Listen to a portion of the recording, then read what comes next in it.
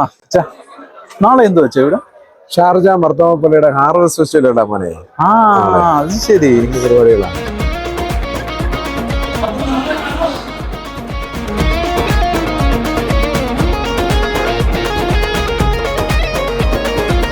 അപ്പൊ നാളെ കാണാം.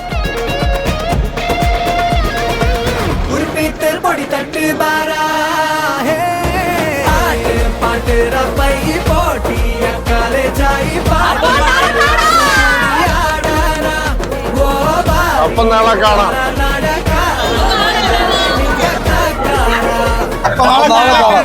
നാളെ കാണാം. അപ്പോൾ നാളെ കാണാം. അപ്പോൾ നാളെ കാണാം.